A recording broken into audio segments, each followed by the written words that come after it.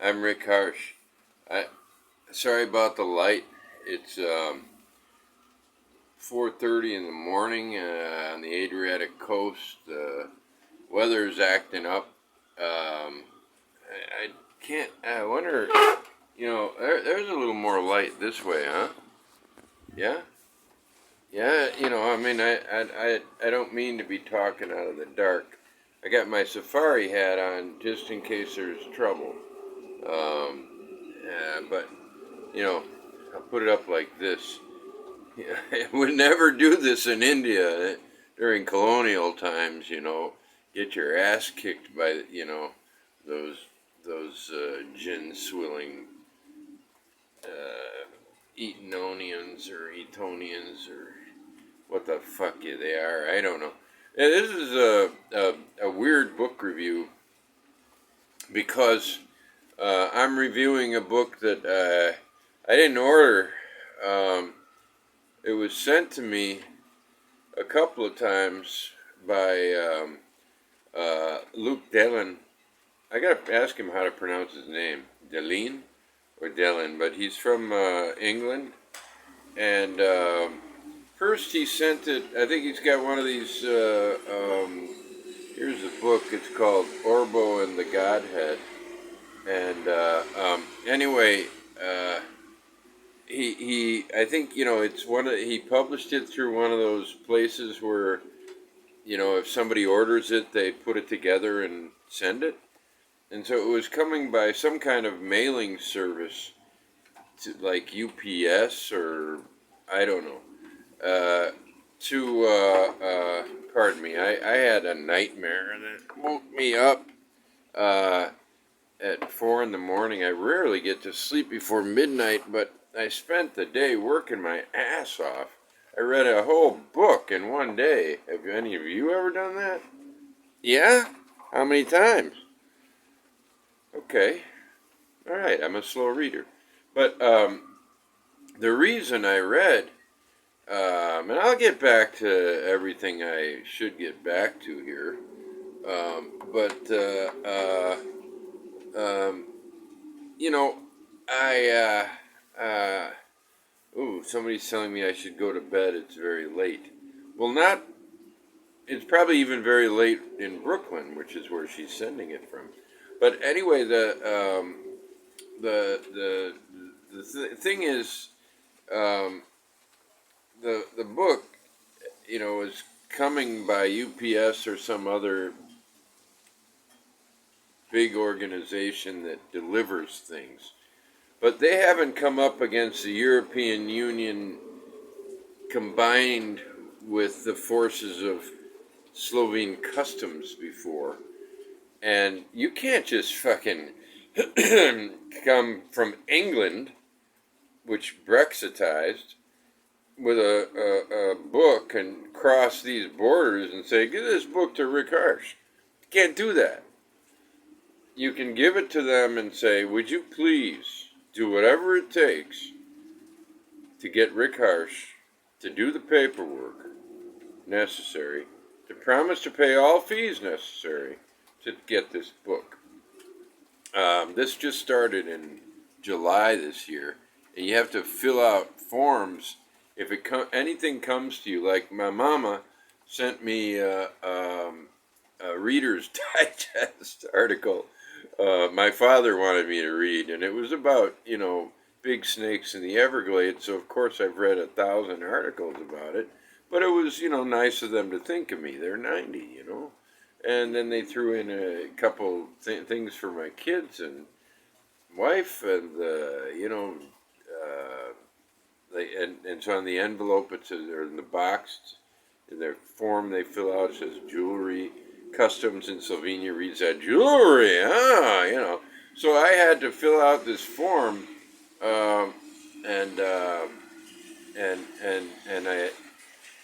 they wanted me to, say what was in the box. I said, I don't know. It's a gift. All I know is there's a worthless magazine and maybe some jewelry, like for my daughter.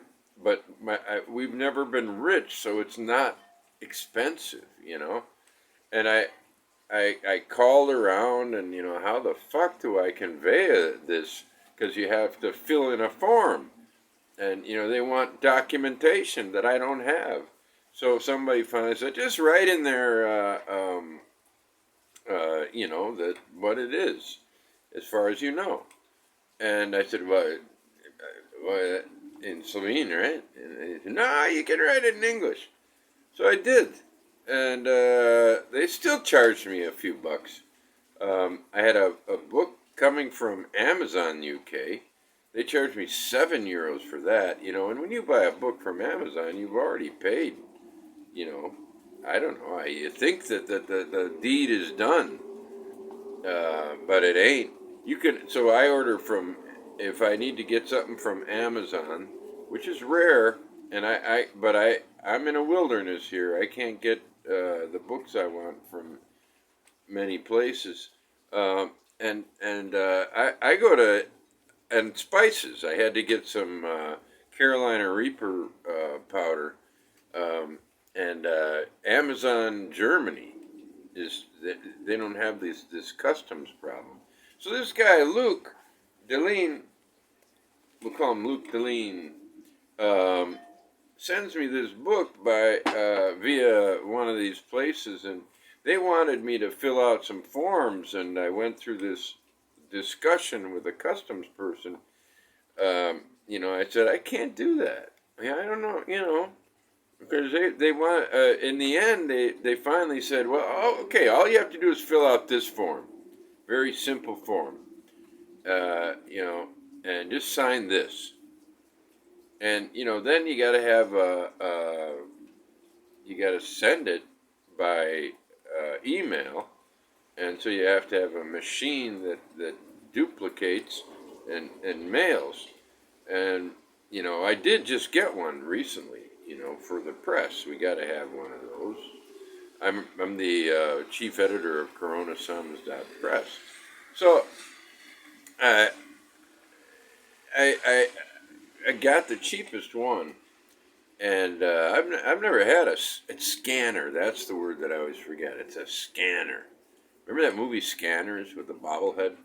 Anyway, can't can't help but think of that. Uh, anyway, morning coffee. I'll be going back to bed, so it's also evening coffee. This coffee doesn't know what it is. Existentialism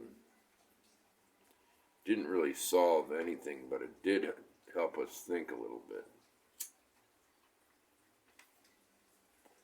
Can we really change?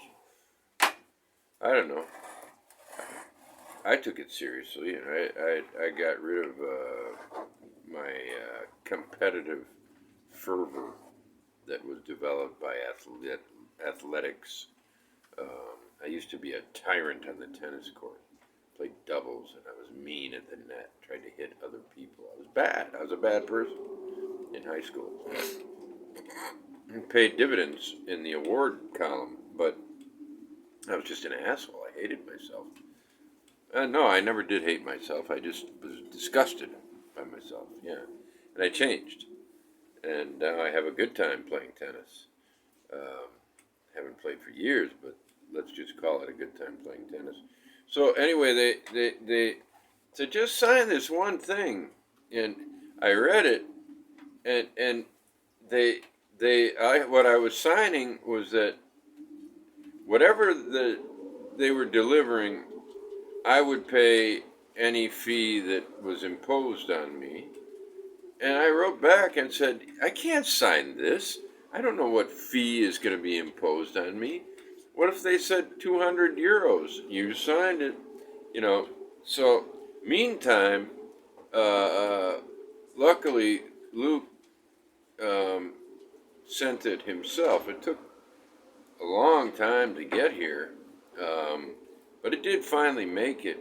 And I went through the customs procedure that's in a portal through the post office, and it didn't seem to suggest that I need to do anything strange. I think it even told me the limit of how much I would have to pay. I think it was like €3 or something. Unnecessary, irritating, but fine. Fine. I want to read his book, Meanwhile, the other place is still trying to send it to me.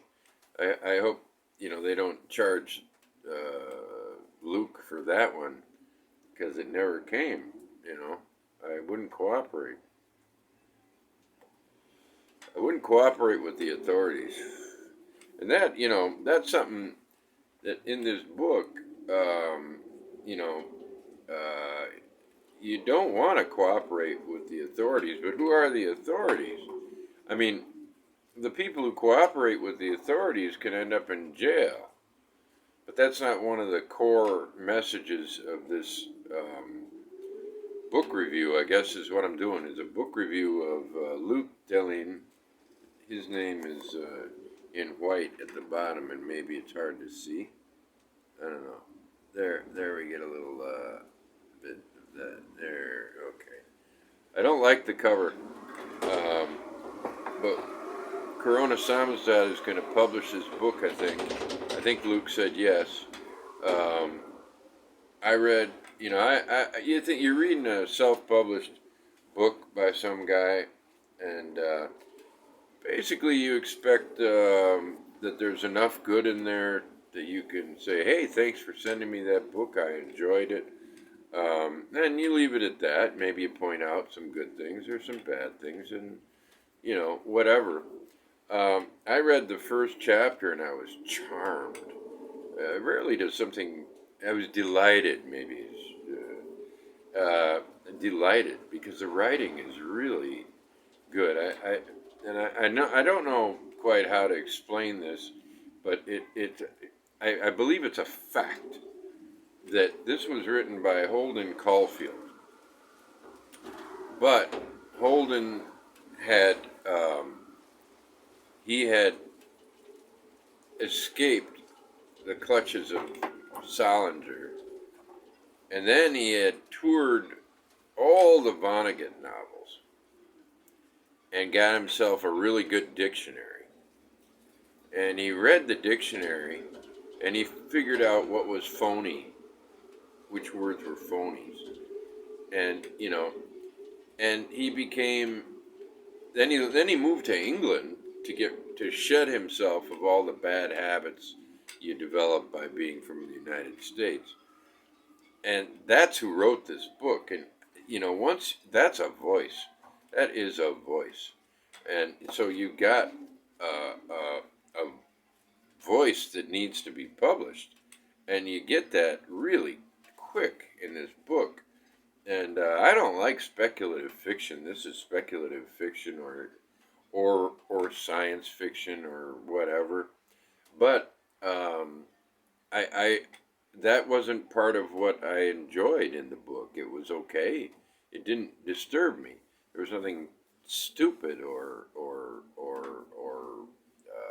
dragging on about it or difficult to understand. It was also the kind of thing that America and the Cult of the Cactus Boots would approve of.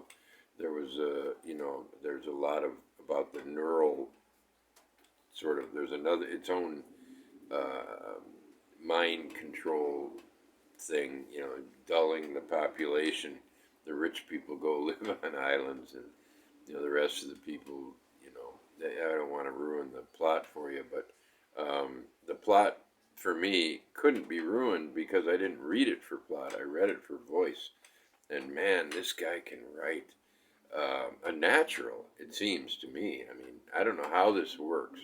In fact, the reason I started doing videos is because I'm a writer and I only know what I know. And so it makes me sick to see other writers gasping away on here about cute maxims and bright things that they tell people, Dan Brown. Write as if no one is watching, because no one is. Yeah, fuck you, Dan Brown. I shit on your with my eyeball, my brown eye, which is watching you on your desk. Anyway, Neil Gaiman was the worst. Joyce Carol Oates is not much better. And oh God, Margaret Thatcher or whatever, that Nobel Prize winner, Atwood. Also bad. I mean, writers, stay invisible. I know I'm breaking that right now, but I'm breaking it to fight back for the writers who don't know anything and don't pretend that they do. I know Rick Harsh to some degree. If you read the assassination of Olaf Palme, you'll understand to what degree I do and do not know Rick Harsh. That's part of the presentation and fabric of that book, which is largely Menippean satire times two, or plus one. I think there's two Menippean satirical levels in that novel, but a lot of it is about writing and who does it and how it's done. It's an anthological novel. You should pick it up. But I'm talking about Luke Delin. I decided as I progressed through this book, I was thinking, God, I think I would love to have this, to publish this. But I don't know. I don't know Luke. I know he's a good customer. He's a good presence on Instagram. But what are his goals and what is he? And I think I read once that he wrote to make himself feel better in one way or another. I think I read that in a post, or maybe he said that to me. Maybe that was a private correspondence and I just violated already our sacrosanct contract, writer and publisher. I'm sorry, Luke, if I did. But I think that it's just such a wonderful thing to pick up a book and think, can't be too hard, it's not too long, and then get into it, and Orbo, or what would become Orbo at least, was, though inversely, perhaps most reminiscent in that noon June sun of 1987, suspended in a sea of cerulean, a sea of clouds and nixies in lower Earth orbit. Deep down below, a bearded dame happened upon a swallowing whistle, if you can believe it, sighing silver and such. To rectify the situation, a rickety ambulance had come down the rutted road just off from the plots, an elongated while after the choking that ensued had disturbed the village folk enough for the day. The whistle, which was small but weighty, hummed bizarrely from her esophagus. Though whistle ingestion was fairly uncommon, the paramedic assured her it was a routine. Though whistle ingestion was, the paramedic assured her it was a routine operation. Only was it a magnetic whistle? The medic asked, because that might cause some problems. To which the bearded dame in the now unveiled red Goldie babushka replied, no, it was not a magnetic one. It was an old memento from her father, and it was brass. Was she going to die? She asked the woman, the whistling sinking to the word die in a real surreal fashion. The medic checked her throat with a little plastic flashlight, her rubbery fuchsia gloves prying into Hazel Khan's chapped and aging mouth, the whistles disembodied and staccato. Nearby, beachwards, way up from the North Sea, a school of bottlenose dolphins, high on pufferfish, save a small, fat German boy from a hammerhead. They could not, however, save the lad's ice cream cone. And it goes on, and there's an easy lyricism, and he uses a little of the old of the English dialect, but it's no, on rereading, I see that he said plots, and you don't find out for a long time that this actually happened in Germany. It's an English novel. They have a North Sea, but I didn't choose anything to read in particular, but it's just it's an extremely quietly smart book. It's and I thought of this Vonnegut story, to figure out who wrote this book, and it says Luke Delin, but Luke Delin is the Holden Caulfield I mentioned, who escaped from Salinger and toured Vonnegut with a dictionary to find out which words were phonies, and then moved to England to shed himself of um, the nasties from living in the United States, and then came up with this. I mean, you really get. I mean, what Holden Caulfield was a voice, and it really worked once for a while, and I still remember it, and I remember liking it a lot.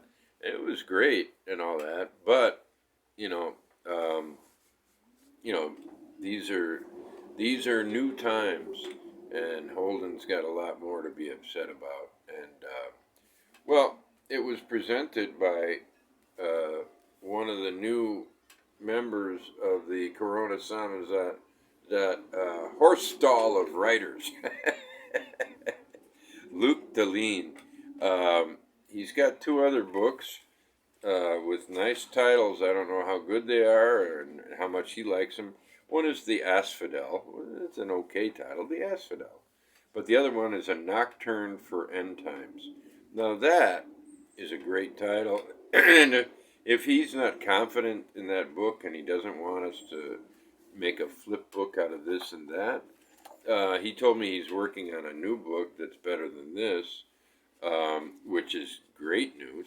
Um, and anyway, uh, I don't know if I should tell you to buy this book.